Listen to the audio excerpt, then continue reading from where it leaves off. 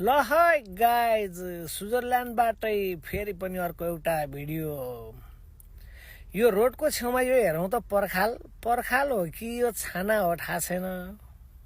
हुन त यसको पनि कारण होला, तर हाम्रो नेपाली पाराले सोच्ने भने यो बित्था यो पैसा सक्नलाई मात्रै गरे भन्ने सोच। यो पर्खाल भए पनि छानो भए पनि रोडमा त्यत्तिकै किन लाग्यो होला त। उतापट्टि घरहरूमा पारितिरको दृश्य चाहिँ छोपेको छ, अरू केही गरेको छैन जस्तो लाग्छ। यसो हेर्दाखेरि बेला बेला यही बाटोबाट हेरिन्छ है।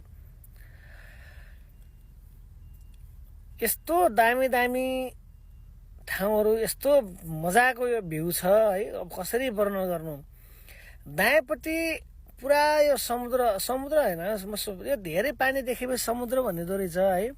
बायाँपट्टि दायाँपट्टि पुरा लेक छ, पानी के तलाउ भनौँ न, पोखरी पोखरी हो कि यो।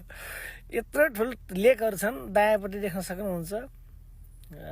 समुद्र जस्तै ठुला, तर चाहिँ समुद्र चाहिँ होइन है।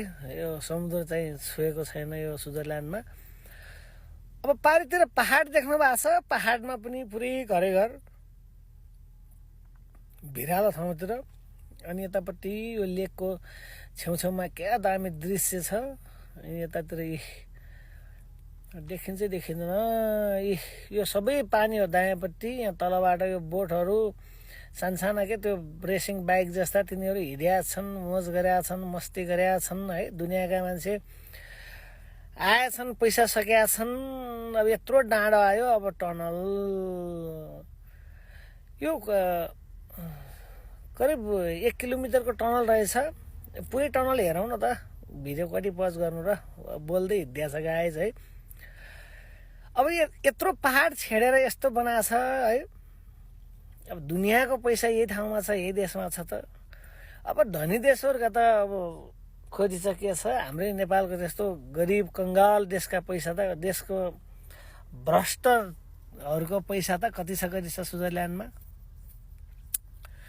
त्यही भएर त यी जमिनको मुनि पनि यस्तो व्यवस्थित बाटोहरू छन्।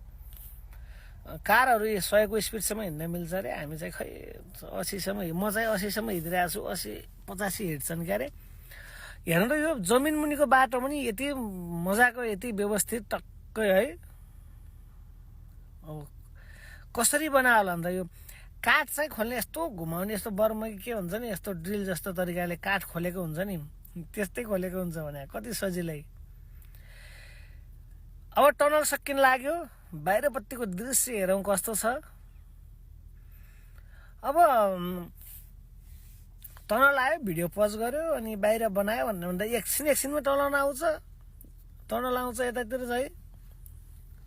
त्यसैले बरु भिडियो सिधै रेकर्ड भइराखोस्। धेरै कतिपयले कमेन्ट पनि गर्नुहुन्छ, टनलको पुरै भिडियो बनाउनु न भन्नुहुन्छ। उहाँहरूको लागि स्पेसली भिडियो ठ्याक्कै कति मिटरको थियो हेरिएन टनल चाहिँ है।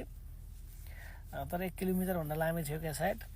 यही बाटोमा अगाडि छ एउटा टनल छ 17 किलोमिटरको। यही बाटोमा अगाडि कति छ भनेपछि करिब 100 किलोमिटर समथिङ, 100 किलोमिटर जति अगाडि छ।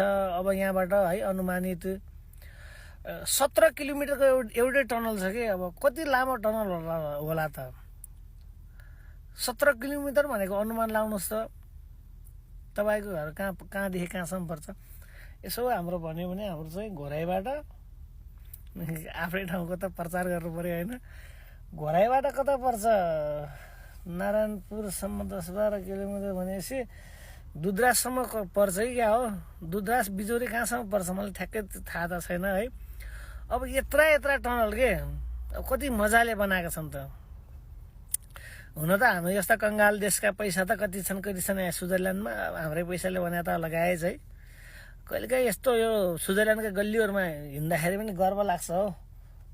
गर्व त कसरी लाग्नु भन्दा, चोरेरै भ्रष्ट गरेरै कमाएको पैसा भए पनि स्विजरल्यान्ड लिएर राखे पनि हाम्रो नेपालीका पैसा त छ होला नि त यार, कतै न कतै भनेर। बजारतिर सिटीतिर जाँदाखेरि ब्याङ्क देख्यो भने हाम्रो कुनै न कुनै भ्रष्ट नेताहरूको पैसा त यो ब्याङ्कमा होला नि भन्यो।